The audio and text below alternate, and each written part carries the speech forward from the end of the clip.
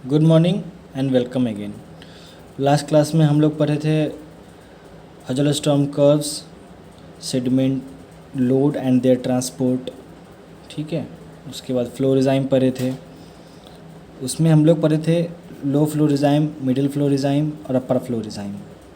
ठीक है, तो अभी जो हमारे पास सेडिमेंट है वो उसमें नेचुरल एजेंट लग रहा है जो कि उसको ट्रांसपोर्ट कर रहा है। तो नेचुरल एजेंट क्या हो सकता है हमारे पास? ये विंड के द्वारा ट्रांसपोर्ट होगा, या वाटर के द्वारा ट्रांसपोर्ट होगा, या ग्रेविटी या ग्लेशियर उसको मदद कर सकता है उसको ट्रांसपोर्ट कराने में। ठीक है, तो जो हमारे पास जो सेडिमेंट था जो कि वेदरिंग इरोजन प्रोसेस से बना है, अब उसका हम लोग ट्रांसपोर्टेशन करा रहे हैं सब एरियल मेथड से। बेड लोड, सस्पेंडेड लोड तो आप देख लिए, वो तो समझ आया आपको। अब यहाँ जो ट्रांसपोर्टेशन ट्रैक्शन मेथड से, ट्रैक्शन याद है आपको, रोलिंग और स्लाइडिंग, ये मेथड से जब सब एरियल कंडीशन में, सब एरियल मतलब एरिड रीजन में जहाँ पे हवा के द्वारा जो हमारा सेडिमेंट है वो ट्रांसपोर्ट होगा, तो उस कंडीशन में जब हमारा सेडिमेंट ट्रांसपोर्ट होगा तो वो पहला प्रोसेस है ट्रैक्शन डिपॉजिट। ट्रैक्शन में रोल और स्लाइड करते हुए जब डिपॉजिट करेगा तो हमारा जो सेडिमेंट्री स्ट्रक्चर बनाएगा वो बनाएगा क्रॉस बेडेड सैंड ड्यून्स, है ना, ये सब बना सकता है उसमें। ठीक है, नेक्स्ट है डेंसिटी की वजह से। पहला तो ट्रैक्शन की वजह से, रोलिंग और स्लाइडिंग की वजह से जो हमारा बनाया। नेक्स्ट हम लोग डेंसिटी की वजह से सब एरियल कंडीशन में डिफरेंट डेंसिटी का होगा। ठीक है, तब या तो वो हाई डेंसिटी होगा तो सेटल कर जाएगा, लो डेंसिटी होगा तो ऊपर होगा। तो उसमें हमारा बना न्यू आइडेंटिटी। न्यू आइडेंटिटी में क्या है कि हमारा जो वोल्केनिक गैसेस है वो क्या है, लो डेंसिटी का है कंपेयर टू उसमें जो और मैग्मा है वो उसका कंपैरिजन में, तो वो ऊपर आ जाता है और वो क्या है कि एक्सप्लोड करता है। तो डेंसिटी की वजह से वो ऊपर में आ गया, लो डेंसिटी था इसलिए वो ऊपर आ गया और फिर वहाँ जाके वो एक्सप्लोड किया और फिर उसका फर्दर डिपोजिशन हुआ डेंसिटी की वजह से। उसके अंदर जो पार्टिकल्स जो सेडिमेंट है वो डेंसिटी के आधार पे सेटल करेगा। जब नीचे मिलेगा वो हाई डेंसिटी का होगा, जो और ऊपर जो उसके ऊपर फर्दर मिलते जाएगा, है ना, वो हमें मिलेगा लो डेंसिटी का। तो ट्रैक्शन की वजह से हो गया, डेंसिटी की वजह से हो गया। अब है सस्पेंशन की वजह से। सस्पेंशन क्या था कि वो हवा में या फ्लूइड में ही रहेगा, वो नीचे बेड के कांटेक्ट में नहीं आएगा। तो सब एरियल में भी सस्पेंशन डिपॉजिट होता है, उसको हम लोग बोलते हैं लॉस। तो ये क्या है, ये है सिल्ट का डिपॉजिट। तो एक जगह कहीं जहाँ पे सिल्ट होगा, सिल्ट का डिपॉजिट होगा या सिल्ट किसी एरिया में होगा, तो वहाँ पे जब हमारा विंड का वेलोसिटी बहुत ज़्यादा हो जाएगा, है ना, तो अब क्या है कि वो उस जो सिल्ट साइज़ के सेडिमेंट को ट्रांसपोर्ट करके सस्पेंशन फॉर्म में उस सेडिमेंट को ट्रांसपोर्ट करके ले जाने में सक्षम है। तो वो जितना भी हमारा जो सिल्ट साइज़ का सेडिमेंट होगा उन सब को वो वहाँ से उठा के कहीं और जाके डिपॉजिट कर देगा, तो वो हम लोग बोलेंगे उसको सस्पेंशन डिपॉजिट। और एरियल कंडीशन में और भी बहुत सारा होता है, जब उसका जियोमॉर्फोलॉजी पढ़ेंगे तो मिलेट सैंड है, ये सब कैसे बनता है, तो ये सब के बारे में हम लोग वहाँ डिटेल में पढ़ेंगे। लेकिन अभी जो सेडिमेंट का ट्रांसपोर्टेशन है वो ट्रैक्शन, डेंसिटी और सस्पेंशन मेथड से आपने देख लिया, और उसका एक एग्जांपल भी देख लिया कि सस्पेंशन में कौन सा डिपॉजिट बन रहा है, डेंसिटी में कौन सा डिपॉजिट बन रहा है, ट्रैक्शन की वजह से कौन सा डिपॉजिट हो रहा है। ठीक है, अभी यही डिपॉजिट अगर हम वाटर में देखेंगे, सब एक्वस, है ना, वाटर में हमें अगर मिल रहा है, कहाँ पे, सब एक्वस में मतलब पानी के अंदर सबमरीन कंडीशन में, तो ट्रैक्शन की वजह से, ट्रैक्शन क्या है, रोलिंग और स्लाइडिंग, तो वहाँ भी हमको मिलेगा क्रॉस बेड जैसा मिल रहा था। अब यहाँ हमारे पास है एक डेंसिटी, डेंसिटी की वजह से, density high density low density same process है जैसा सब एरियल में था। डेंसिटी में जो हाई डेंसिटी होगा वो नीचे आ जाएगा, और जो लो डेंसिटी होगा वो ऊपर रहेगा। तो डेंसिटी की वजह से जो यहाँ बन रहा है वो ग्रेडेड बेडिंग बन रहा है और बोमा सीक्वेंस बन रहा है। बोमा सीक्वेंस बहुत इंपॉर्टेंट है, इसका सीक्वेंस बहुत इंपॉर्टेंट है कि किस सीक्वेंस में सबसे नीचे क्या लाई करता है, उसके ऊपर क्या लाई करता है, तो ये हम बाद में बताएंगे आपको। आप इसको लिख लीजिएगा, याद कर लीजिएगा, इंपॉर्टेंट एग्जाम में पूछा जाता है। बॉमर सीक्वेंस का सीक्वेंस ए में क्या मिलता है, बी में क्या मिलता है, इस तरीके से। अभी बता रहे थे ग्रेडेड बेडिंग के बारे में। ग्रेडेड बेडिंग में क्या है कि ऊपर की तरफ हम जाएंगे तो हमें सेडिमेंट जो है वो उसका साइज छोटा छोटा मिलता जाएगा। जो फर्दर एक सक्सेशन अगर हम ऐसे लेते हैं तो जो बेस में होगा वो कोर्सर होगा, उसके ऊपर फाइनर फाइनर फाइनर फाइनर फर्दर फाइनर एकदम फाइनेस्ट मिलेगा। तो कोर्सर से फाइनर की तरफ जो हमारा जो सेडिमेंट का मिल रहा है उसको हम लोग बोलते हैं ग्रेडेड है। ये बेड जो है वो ग्रेडेड है, मतलब कोर्सर ग्रेन से ऊपर की तरफ फाइनल ग्रेन मिल रहा है। तो ग्रेडेड बेडिंग हमें मिलेगा डेंसिटी की वजह से। क्यों? क्योंकि हाई डेंसिटी जो मटेरियल होगा वो नीचे सेटल कर जाएगा और जो लेस डेंसिटी का होगा वो उसके ऊपर फर्दर आपको मिलते चला जाएगा। ये आपको हो गया डेंसिटी की वजह से। नेक्स्ट है सस्पेंशन। सस्पेंशन क्या है? फ्लूइड में वाटर में सस्पेंशन पीछे पढ़े थे हम लोग लास्ट क्लास में। तो उसमें क्या है कि सेडिमेंट है, अब वो सेडिमेंट कहीं जाके डिपॉजिट होगा।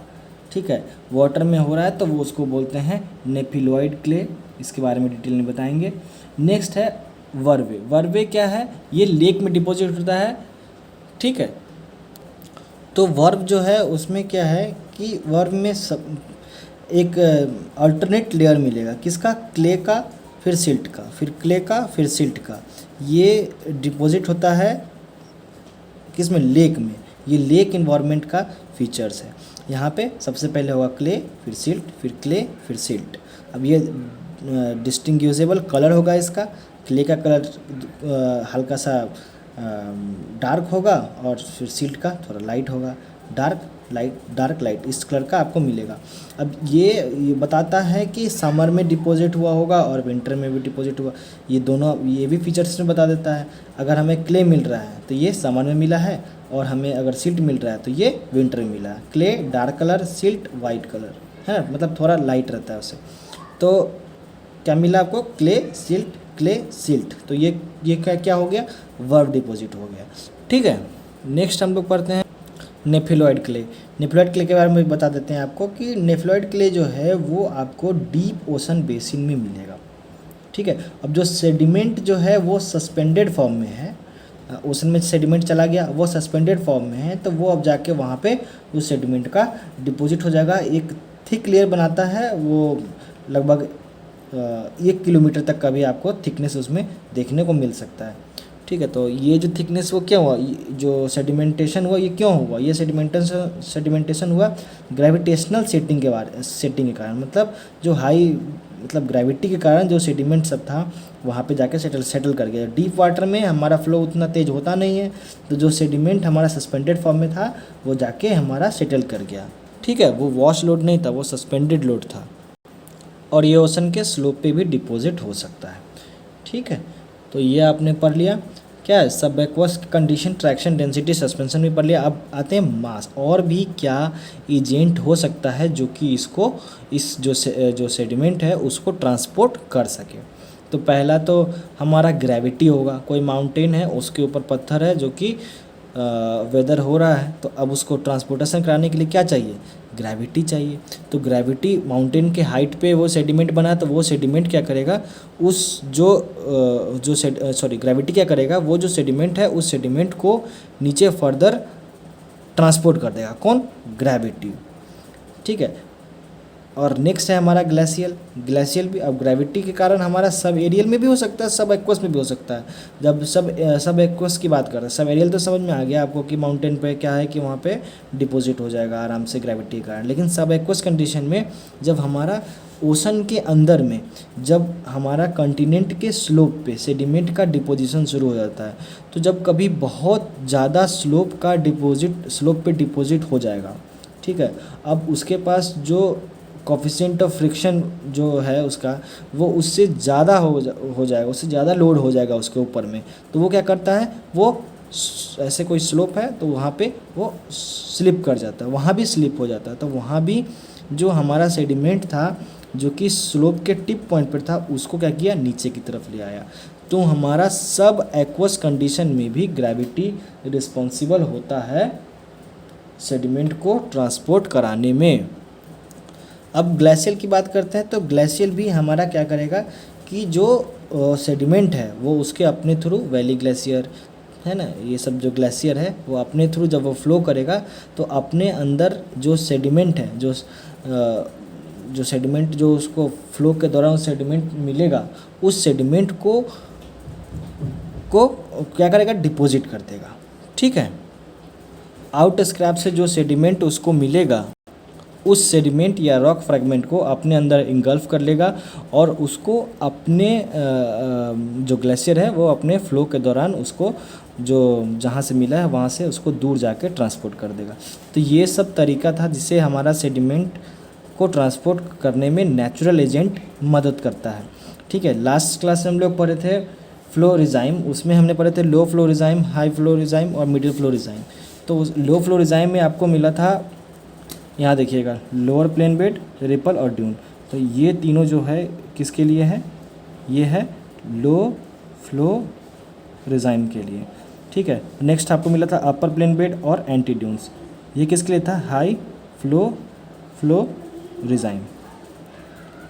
इसमें शूट्स और पूल्स भी मिलता है। ठीक है, जब हम वेलोसिटी फ्लो वेलोसिटी बढ़ा रहे हैं, फ्रॉड नंबर यहाँ पे क्या है, लेस देन 1 है, यहाँ फ्रॉड नंबर ग्रेटर देन 1 है, तो फ्लो वेलोसिटी जो है हमारा वो कम से फिर क्या हो गया, वेलोसिटी जो है हमारा वो बढ़ते चला गया और हमारा जो सेडिमेंट्री स्ट्रक्चर है वो भी चेंज करता चला गया। ये कंडीशन पता है, आपको पूछेगा एग्जाम में लो फ्लो डिज़ाइन में क्या क्या मिलेगा, तो lower plane bed, ripple, dunes.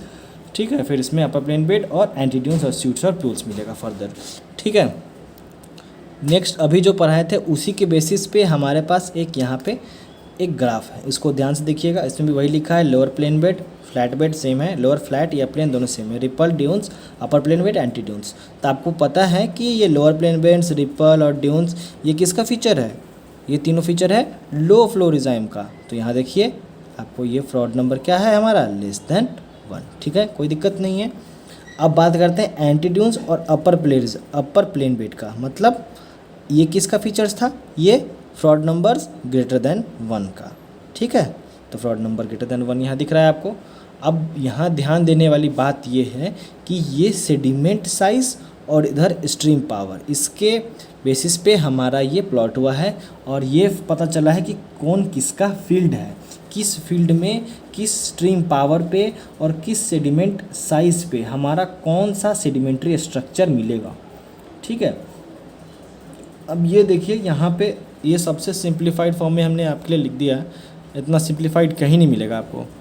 ठीक है, तो अब बात करते हैं लेस देन 0.1 मिलीमीटर, बहुत छोटा साइज़ के लिए, ये इससे पहले की बात हो रही है, बहुत छोटा साइज़ के लिए जब हम फ्लो वेलोसिटी को बढ़ाते जाएंगे, इससे कम का हमारे पास क्या है, सेडिमेंट साइज़ है और हम फ्लो वेलोसिटी बढ़ाते जा रहे हैं, तो हमारा इसी एरिया में जो मिल रहा है वही मिलेगा हमको, क्योंकि हम सेडिमेंट साइज़ तो कांस्टेंट रखे हैं, इससे कम और स्ट्रीम पावर बढ़ाते जा रहे हैं। तो हमें सबसे पहले क्या मिल रहा है, सबसे पहले मिल रहा है हमें रिपल, ये रिपल का फील्ड है, इसमें लोअर प्लेन बेड नहीं आ रहा है, यहाँ क्या आ रहा है, रिपल आ रहा है, रिपल आ रहा है। उसके बाद आपको ड्यून्स का फील्ड ख़त्म, इसका फील्ड इधर ख़त्म, क्या मिल रहा है आपको, अपर प्लेन बेड एंटी ड्यून्स। तो आपको जैसे ही लेस देन 0.1 मिलीमीटर से छोटा साइज़ में जाएंगे तो आपको मिलेगा रिपल, अपर फ्लैट और एंटी ड्यून्स। ठीक है, अब आते हैं इस रीजन में 0.1 से 0.4 मिलीमीटर साइज़ में, इसमें आपको क्या मिल रहा है, लोअर प्लेन बेड। ठीक है, यहाँ पे लोअर प्लेन बेड उतना स्पेसिफिक फीचर नहीं है, कॉमनली मिल जाता है इसलिए उसको इंक्लूड नहीं किए। ठीक है, तो यहाँ पे क्या है, सबसे पहले मिला आपको रिपल, यहाँ रिपल डोमिनेंट, सबसे ज़्यादा रिपल मिलेगा आपको किस रीजन में, इस साइज़ के सेडिमेंट में आपको मिलेगा। ठीक है, और यहाँ पे ड्यून्स का थोड़ा सा पार्ट आपको मिल सकता है इसमें, है ना, ड्यून्स मिलेगा भी, नहीं भी मिल सकता, लेकिन मिलता है इन जनरली इस साइज़, इधर वाले साइज़ से। फिर इधर इसके करीब जाएंगे तो नहीं मिलेगा, लेकिन इस 0.4 मिलीमीटर साइज़ के करीब जाएंगे तो हमें ड्यून्स देखने को मिलेगा। फिर आपको अपर प्लेन बेड और एंटी ड्यून्स तो मिला ही आपको यहाँ पे।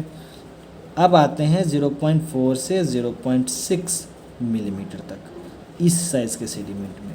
तो यहाँ लोअर प्लेन बेड है, रिपल है, फिर क्या है, ड्यून्स है, कोई दिक्कत नहीं है, अपर प्लेन बेड है, एंटी ड्यून्स, सब कुछ मिला इस साइज़ में, सब कुछ मिला इस साइज़ में। ठीक है, टोटल चीज़ मिला आपको, ripple, dunes, upper plane bed, lower plane bed, anti dunes, total सब कुछ मिला आपको इसमें। नेक्स्ट हम आते हैं ग्रेटर दैन 0.6, इससे बड़ा साइज़ में। इससे बड़ा साइज़ में आपको लोअर प्लेन बेड पूरा, यहाँ पे कैरेक्टरिस्टिक्स फीचर है इसलिए मिल रहा है आपको लोअर प्लेन बेड।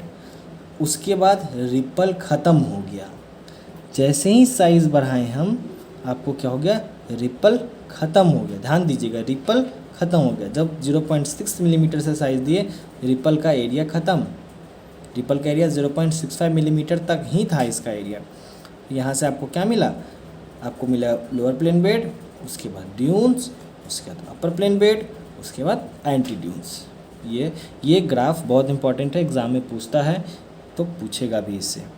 अब हम पढ़ते हैं सेडिमेंट्री इन्वायरमेंट। सेडिमेंट्री इन्वायरमेंट क्या बताता है, ठीक है। तो क्या है, it has been defined as part of the earth surface. देखो ये सेडिमेंट्री इन्वायरमेंट क्या है कि वो जगह है जहाँ पे सेडिमेंट जाके डिपॉजिट होगा। तो कहाँ होगा सेडिमेंट डिपॉजिट, कोई डिप्रेस्ड एरिया होगा वहाँ होगा, या वो एरिया होगा जहाँ पे जो फ्लूइड है या जो एजेंट है जो कि सेडिमेंट को ट्रांसपोर्ट कर रहा है, उसके पास इतना अब एनर्जी नहीं है कि उस सेडिमेंट को फर्दर वो ट्रांसपोर्ट करे। तो जब उस सेडिमेंट को फर्दर वो ट्रांसपोर्ट नहीं कर पाएगा तो वहीं पे क्या करेगा, उसको डिपॉजिट कर देगा। तो वही एरिया जो है क्या बन जाएगा, उसका सेडिमेंट्री इन्वायरमेंट बन जाएगा, ठीक है। तो अब सेडिमेंट को हमारा डिपॉजिट होना है, उसके लिए बेसिन चाहिए। तो बेसिन के लिए मैं अब यहाँ आपको पढ़ाते हैं सेडिमेंट्री इन्वायरमेंट। तो बोला कि वो पार्ट, अर्थ सरफेस का वो पार्ट जो कि फिजिकली, केमिकली और बायोलॉजिकली डिस्टिंक्ट हो। ये तीनों फीचर से ये डिस्टिंक्ट होना पड़ेगा इसको एडजेसेंट एरिया से। अब कोई एरिया यहाँ है, यहाँ एरिया है, अब कोई अगल बगल उसके एरिया। अब जब ये एरिया इन अगल बगल वाले एरिया से डिफरेंट होगा, ठीक है, तो उसको हम लोग बोलेंगे। अब जैसे बात करते हैं कि कैसे हम लोग पहचानेंगे कि वो सेडिमेंट्री इन्वायरमेंट है। तो सबसे पहले तो सेडिमेंट मिलेगा आपको। अब इग्नियस का कोई बेड मिल रहा है तो आप तो नहीं बोल सकते हैं कि ये सेडिमेंट्री इन्वायरमेंट है क्योंकि ये डिस्टिंक्ट है दूसरे से, नहीं, क्योंकि वहाँ पे सेडिमेंट चाहिए हमको। तो सेडिमेंट कहाँ मिलेगा, जैसे डेजर्ट में जाएंगे हम, डेजर्ट में जाएंगे तो वहाँ पे सिर्फ और सिर्फ आपको सेडिमेंट मिलेगा, सैंड सेडिमेंट मिलेगा। डेल्टाज में जाएंगे वहाँ भी आपको सिल्ट मिल सकता है। सबमरीन फैन में जाएंगे वहाँ पे सिल्ट और क्ले भी मिलेगा आपको। तो ये सब क्या है, सेडिमेंट है। ये सब क्या है, सेडिमेंट है। ये वो एरिया है जहाँ पे हमारा सेडिमेंट आके डिपॉजिट किया है। रॉक बना है कि नहीं बना इसके बारे में नहीं बात करेंगे यहाँ पे क्या होगा कि यहाँ सेडिमेंट आके डिपॉजिट किया है, ठीक है।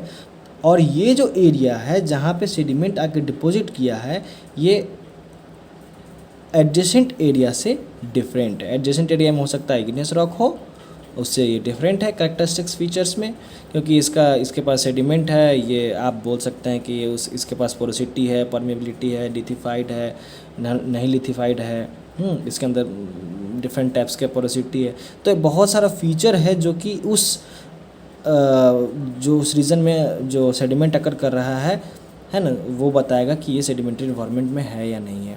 तो इसके पास 3 इन्वायरमेंट है, 3 पैरामीटर है इसके पास, ठीक है। फिजिकल पैरामीटर है, केमिकल पैरामीटर है और बायोलॉजिकल पैरामीटर। इसके पास 3 पैरामीटर्स है इसके पास।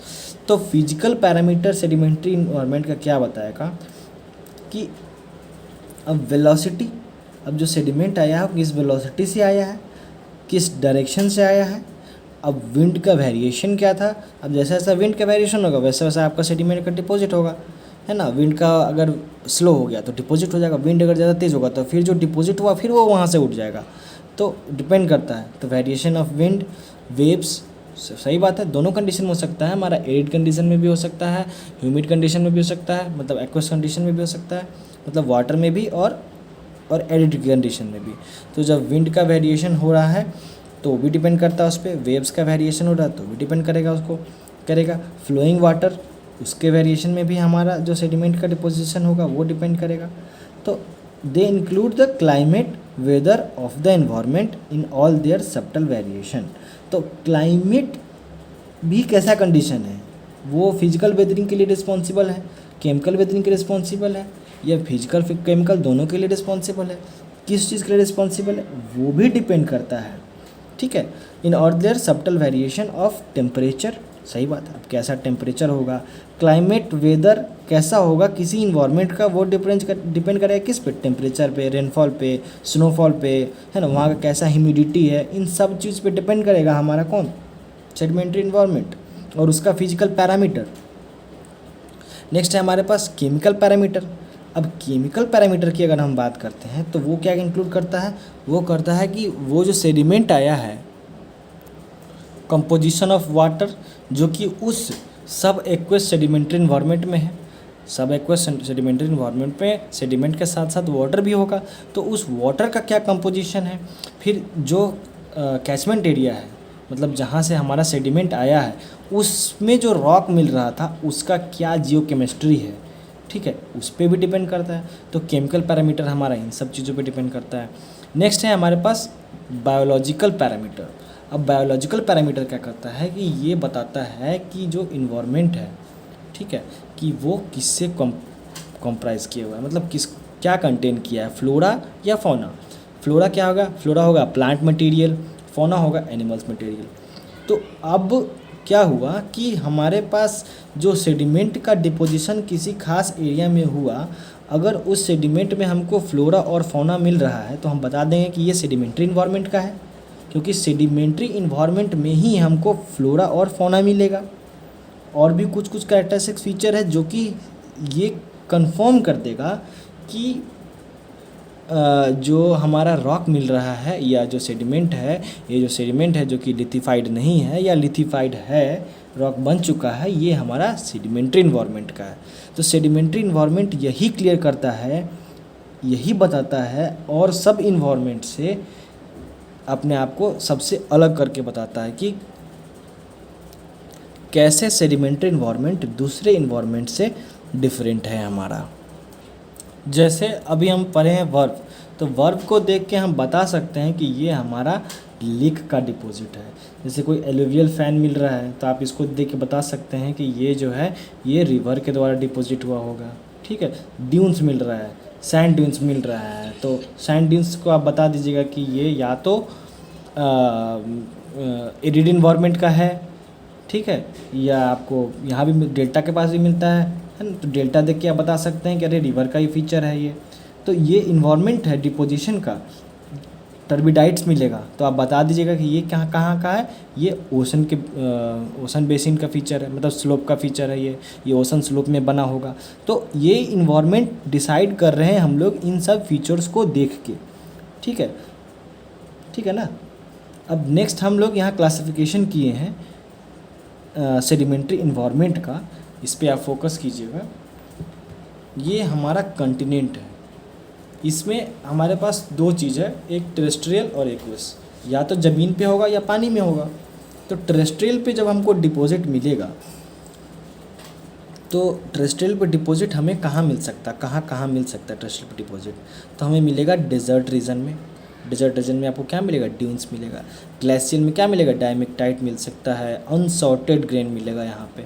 ये फीचर है, आप ये इसको देखिएगा, केम ट्रेसेस, ये सब देख के ये जियोमॉर्फोलॉजिकल फीचर्स है। ग्लेशियर में क्या मिलेगा, केम मिलेगा, इस्कर मिलेगा, है मेंडर्स मिलेगा। तो ये सब देख के आप बता सकते हैं कि ये सेडिमेंट्री इन्वायरमेंट में ये डिपॉजिट किया है। तो इसके पास स्पेशल फीचर है, फिजिकल, केमिकल और बायोलॉजिकल फीचर्स भी है इसके पास। बायोलॉजिकल फीचर्स भी देख के बता सकते हैं, अच्छा ये टेम्परेट रीजन में हुआ होगा, क्यों, क्योंकि यहाँ पे फ्लोरा फ्लोरा का ये है, ठीक है, सॉरी ट्रॉपिकल रीजन में हुआ होगा, तो इसमें फ्लोरा फ्लोरा का अबंडेंस है, ठीक है।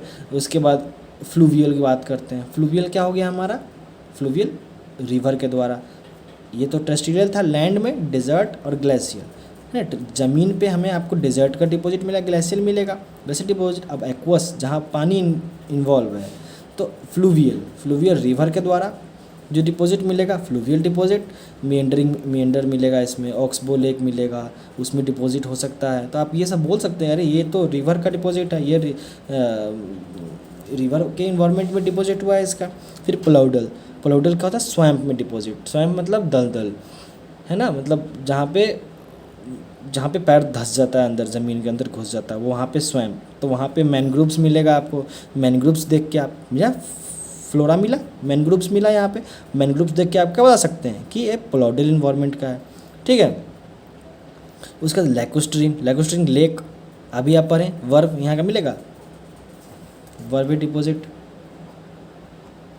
ये देख के बता दीजिएगा। सिल्ट के लिए आपको मिलेगा, है ना, डार्क लाइट, तो आप बता दीजिएगा अरे ये तो वर्वे क्लाइमेट का है। उसके बाद नेक्स्ट है स्पीलियन मिलेगा, वो केव से इस तरह से वो लटका रहता है, ठीक है, स्टेलेक्टाइट टाइप का, बाद में दिखाएंगे फीचर्स, है ना। तो जो केव में आपको मिल रहा है इस तरह का फीचर्स, तो आप बता दीजिएगा ये तो केव डिपॉजिट का, केव इन्वायरमेंट का है, ठीक है। उसके बाद डेल्टा, कोई डेल्टा मिलेगा तो आप बताइए डेल्टा का। स्टूरिन हो गया। फिर लगूनल, है ना, लगून मिलेगा आपको, तो अब लगून का कैसा डिपॉजिट होगा, वहाँ पे कैल्शियम कार्बोनेट का एबंडेंस मिलेगा कि नहीं मिलेगा, वो फर्दर पढ़ेंगे आगे। फिर लिटोरल जोन में कैसा मिलेगा, लिटोरल जोन मतलब इंटरटाइडल, ठीक है, इंटरटाइडल मतलब हाई टाइड और लो टाइड के बीच का जो रीजन है उसको बोलते हैं लिटोरल जोन। तो वहाँ पे किस टाइप का डिपॉजिट मिलेगा, वहाँ पे कैसा कंडीशन होता है, कैसा ग्रेन साइज़ होगा, क्या इन्वायरमेंट होगा, उस सब फीचर को देख के हम बता पाएंगे अच्छा इस तरह का फीचर मिल रहा है तो ये लिटोरल का है, इस तरह का फीचर मिल रहा है तो ये लगून का है। अब बात करते हैं नेरेटिक क्या हुआ हमारा, लो टाइड से बताए थे, हाई टाइड से लो टाइड के बीच का रीजन क्या हो गया आपको, लिटोरल। अब लो टाइड का से 200 मीटर तक नीचे बेसिन में जा रहे हैं, मरीन, सॉरी ट्रांजिशन था ये ट्रांजिशनल जोन था, न कंटिनेंट न मरीन, ये बीच का जी रीजन है। बीच के रीजन में आपको डेल्टा, स्टूरिन, लगून, लिटोरल ये सब मिल रहा है। नेक्स्ट हम आ रहे हैं मरीन में, ये पानी, ये ज़मीन और पानी के बीच का एरिया, तो इसमें ये मिल गया। अब आते हैं मरीन में, मतलब पानी में, पूरी ओशन में आते हैं। तो ओशन में हमारा आपको क्या मिलेगा, पहला रीफ मिल रहा है, reef great barrier reef Australia के पास पड़ेंगे, वो ओशन में है, ठीक है। तो वहाँ पे जो सेडिमेंट, वहाँ पे जो फ्लोरा मिल रहा है, उसके अबंडेंस के, उसके कंपोजिशन क्या, उस रॉक का कंपोजिशन है क्या, जियोकेमिस्ट्री है क्या, फिजिकल केमिकल कंडीशन है उसका, उसके बेसिस पे हम उसका एनवायरनमेंट डिसाइड करेंगे, देख लेंगे रीफ का कंडीशन से मैच कर रहा है तो ये रीफ इन्वायरमेंट का है। नेक्स्ट हमारे पास है नेरेटिक क्या बताया, लो टाइड से 200 मीटर डेप्थ, है ना, सेल्फ स्लोप, है ना, सेल्फ स्लोप राइज होता है ना, तो वहीं पे, तो जब हम लोग देखेंगे तो सेल्फ कॉन्टिनेंटल सेल्फ के नीचे तरफ जाएंगे तो आएंगे लो टाइड से 200 मीटर तक के डेप्थ में आपको क्या मिलेगा, नेरेटिक जोन मिलेगा। तो वहाँ उस जोन में अगर डिपॉजिट होगा कोई सेडिमेंट तो उसका फीचर्स कुछ डिफरेंट अलग होगा। उसी तरह बेथाइल 200 मिलीमीटर से 2000 मीटर, 200 मीटर से 2 किलोमीटर तक के रेंज में जो डिपॉजिट हो रहा है सेडिमेंट, तो वो हमारा क्या होगा, बेथाइल इन्वायरमेंट में डिपॉजिट हुआ है वो सेडिमेंट। और 2000 मीटर मतलब 2 किलोमीटर से ज़्यादा का डेप्थ में अगर कोई सेडिमेंट होगा तो उन सबको हम लोग एबाइसल इन्वायरमेंट का सेडिमेंट बोलेंगे। तो ये डिफरेंट इन्वायरमेंट में ये हम लोग फीचर्स देख के बताएं कि ये किस इन्वायरमेंट का है, फिजिकल, केमिकल और बायोलॉजिकल, ये सारा फीचर्स देख के हम बताएं कि ये किस इन्वायरमेंट का है, ठीक है। अब आता है सेडिमेंट्री फेसिस। तो अब हमारे पास कोई एक, इसको देखिए,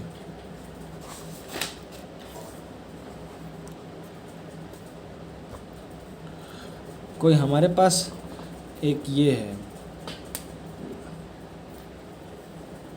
ठीक है, तो इस एरिया में आपको सेडिमेंट्री डिपॉजिट मिल रहा है। तो ये एरिया का फीचर हम लोग मैच किए कि इसके अंदर क्या है, इसका फिजिकल, केमिकल, इसका फिजिकल, केमिकल और बायोलॉजिकल फीचर्स देख के बता दिए कि ये एक सेडिमेंट्री इन्वायरमेंट है हमारा, बता दिए कि ये क्या है, सेडिमेंट्री इन्वायरमेंट है, ठीक है। अब सेडिमेंट्री इन्वायरमेंट तो पता चल गया हमको, physical, chemical, biological property features को देख के, पैरामीटर्स को देख के। अब इस सेडिमेंट्री इन्वायरमेंट में कहीं पे ये किसी और एजेंट के कारण डिपॉजिट हुआ है, किसी और कारण के डिपॉजिट हुआ है, ये किसी और कारण से डिपॉजिट हुआ है। तो ये खास एरिया, खास डिपॉजिट को या खास एजेंट के द्वारा डिपॉजिट हुआ है, ये डिफरेंट रीजन में खुद डिवाइड है, ठीक है। तो ये बताएगा सेडिमेंट्री फेसिस का काम है। ये यहाँ पे आपको क्या मिल रहा है, ये फ्लिश फेसिस मिल रहा है। फ्लिश कब मिलेगा? फ्लिश और मोलास दो फेसिस होता है जब सबडक्शन हो रहा है, कंटिनेंट कंटिनेंट सबडक्शन हो रहा है, ठीक है। आई मीन जब कोलाइड कर रहा है, दो कंटिनेंट है, एक कंटिनेंट ये है, एक कंटिनेंट ये है, ये दोनों क्या कर रहा है, एक दूसरे के क्लोज आ रहा है। तो अब इसके बीच में क्या है, हमारा ओशन है। तो जो ओशन है इसमें सेडिमेंट है हमारा। तो जब ये सेडिमेंट कंटिनेंट से सब सेडिमेंट, नेक्स्ट अच्छे फिगर से बताते हैं। ये देखिए, ये दो कंटिनेंट है, ये भी कंटिनेंट है, ये भी कॉन्टिनेंट है। तो ये दो कॉन्टिनेंट आपस में कोलाइड करने जा रहे हैं, ठीक है। ये इधर आ रहा है, ये इधर आ रहा है।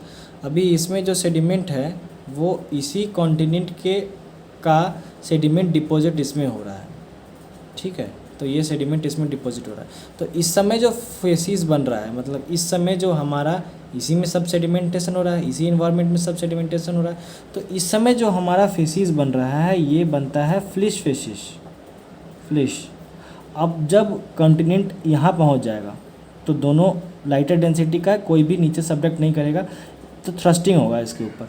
तो थ्रस्टिंग होगा तो एक के ऊपर में एक कवर करेगा, ठीक है। जब इसका एक के ऊपर एक ऐसे ऐसे आ रहा था, ऐसे आ रहा था, नीचे न ये जाएगा नीचे, न ये जाएगा नीचे, तो क्या हुआ, यहाँ आके फिर ये ऐसे ऐसे हो गया, ठीक है।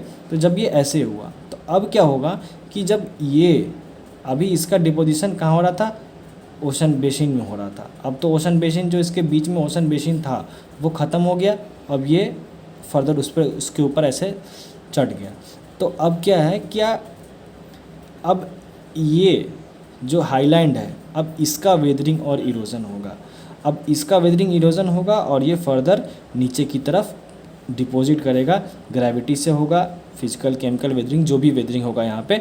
तो जो अब जाके जब ये बेसिन किसी एक बेसिन में डिपॉजिट होगा तो उसको हम लोग बोलेंगे मोलास, ठीक है। यहाँ डिपॉजिट होके, ठीक है, इसी का वेदरिंग होके फिर अब, लेकिन ये ओशन में डिपॉजिट नहीं हुआ तो ये हम लोग होगा मोलास फेसिस, ठीक है।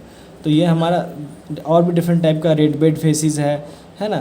फिर इवापोराइट, इवापोराइट क्या होगा, जब वाटर है, वाटर भरा हुआ है ना, ये ओशन में या किसी एक लेक में, तो हमारा वाटर है। तो अब ये वाटर क्या करेगा, इवापोरेट कर जाएगा। तो जो उसमें हेलाइट मटेरियल होगा, हेलाइट होगा, जिप्सम होगा, वो डिपॉजिट करना शुरू करेगा। तो वो बता देगा कि वो किस इन्वायरमेंट का है। अगर आपको हेलाइट मिल रहा है तो आप बता दीजिएगा कि ये आपको इवापोराइट इन्वायरमेंट का है, ठीक है, या इवापोराइट फेसिस का है। तो नेक्स्ट हम क्या बता रहे थे कि सेडिमेंट्री फेसिस हमारा कहाँ मिला, एक सेडिमेंट्री इन्वायरमेंट में डिफरेंट प्रोसेस डिपोजिशनल इन्वायरमेंट के द्वारा वो डिपॉजिट हुआ है, ठीक है। एक ही इन्वायरमेंट में हमारा डिफरेंट नेचुरल एजेंट वर्क किया है और वहाँ पे आके हमारा डिफरेंट सेडिमेंट को आके डिपॉजिट किया डिफरेंट तरीके से, ठीक है। तो ये हमारा फेसिस जो है वो क्या डिफाइन करेगा कि जियोमेट्री, लिथोलॉजी, पैलियोंटोलॉजी और सेडिमेंट्री स्ट्रक्चर एंड पैलियोकरेंट डायरेक्शन। तो ये जो फेसिस को आप देख के आप बता पाइएगा कि कैसा ज्योमेट्री था उसका, क्या लिथोलॉजी था, मतलब रॉक कहाँ से आया था। अगर मान लीजिए आपको क्वार्ट्ज मिल रहा है तो आप अगल बगल में देखेंगे कि हाँ यहाँ इस ग्रेनाइट कहीं ना कहीं अगल बगल में होगा। फेल्डस्पार मिल रहा है तो ग्रेनाइट खोजेंगे आप। फिर पैलियोंटोलॉजी, मतलब अगल बगल में कहीं ना कहीं कोई फ्लोरा या फौना का अबंडेंस हुआ होगा तभी ये यहाँ मिल रहा है, ठीक है। सेडिमेंट्री स्ट्रक्चर, कोई सेडिमेंट्री स्ट्रक्चर है सोल मार्किंग है या कुछ भी आपको मिल रहा है तो उसके बेसिस पे आप बता सकते हैं। पैलियोकरेंट पैटर्न भी बता देगा आपको कि किधर से आपका जो नेचुरल एजेंट है वो एयर को या वाटर के थ्रू किधर से आया है, तो ये पैलियोकरेंट पैटर्न भी बता देगा आपको। तो इस बेसिस पे हमारे पास बहुत सारे सेडिमेंट्री फेसिस होते हैं। कुछ का नाम यहाँ लिखा है, जैसे रेड बेड फेसिस है, ठीक है। इसमें रेड क्यों है, क्योंकि इसमें आयरन का अबंडेंस होगा, सेडिमेंट्री डिपॉजिट हुआ है जिसमें यहाँ पे आयरन का अबंडेंस है। तो इसका मतलब है कि कहीं अगल बगल में हमारा आयरन डिपॉजिट होगा जहाँ से हमारा आयरन जो है वो वाटर के थ्रू मतलब किसी भी इन्वायरमेंट नेचुरल एजेंट के थ्रू वो वहाँ तक पहुँचा है। फिर एवापोराइट फेसिस है, मतलब एवापोराइट का अबंडेंस है वहाँ पे। तो फिर फ्लिश फेसिस और मोलास फेसिस क्लियर कर दिया आपका। फ्लिश फेसिस कहाँ मिलेगा, जब हमारा सेडिमेंट ओशन में, जब हमारा डिपॉजिट होने लगेगा सेडिमेंट तब। अब जब मोलास फेसिस होएगा, मोलास फेसिस को देख के ये बताया जा सकता है कि हमारा जो सबडक्शन है, ठीक है, वो सबडक्शन बंद हो गया। क्योंकि जब ये कॉन्टिनेंट था तो हमारा ये जो ओशन बेसिन है वो कहीं ना कहीं तो इस कॉन्टिनेंट के अंदर सबडक्ट कर रहा होगा, कहीं ना कहीं तो कर रहा होगा जब तक ये ओशन पार्ट है तब। अब जब कॉन्टिनेंट का पार्ट यहाँ आएगा तब ना ये सबडक्ट नहीं करेगा और एक के ऊपर एक, है ना, अब थ्रस्टिंग होगा यहाँ पे, ठीक है। तो यही था हमारा सेडिमेंट्री फेसिस और सेडिमेंट्री इन्वायरमेंट में डिफरेंस आपको समझ आया होगा, उम्मीद करते हैं, है ना। तो ये एक सेडिमेंट्री इन्वायरमेंट है, इसमें डिफरेंट टाइप का फेसिस मिल रहा है, यहाँ रेड बेड मिला, यहाँ एवोपराइट मिला, यहाँ फ्लैश मिल गया, यहाँ मोलासे मिल गया, डिफरेंट फेसिस आपको मिल रहा है। तो आपको बता देगा कि ये मतलब फेसिस भी आपको क्या बता रहा है कि कैसा लिथोलॉजी था, कैसा जियोमेट्री है, क्या पैलेंटोलॉजी, क्या सेडिमेंट्री स्ट्रक्चर, क्या पैलियो करेंट पैटर्न रहेगा, ये सब आपको क्या बता देगा, फेसिस बता देगा आपको। इसलिए कहते हैं कि human have faces and rock have faces. जैसे हम फेस से पहचाने जाते हैं वैसे ही रॉक जो है वो फेसिस से पहचाना जाता है। तो फेसिस क्या है, उस रॉक का पहचान है, ठीक है। सेडिमेंट्री इन्वायरमेंट है, कहाँ वो डिपॉजिट हो रहा है, क्या कंडीशन में डिपॉजिट हो रहा है। तो सेडिमेंट्री इन्वायरमेंट होगा नेक्स्ट क्लास में फिर, और डिपोजिशन, लिथिफिकेशन, कॉम्पैक्शन पढ़ाएंगे। Till then thank you.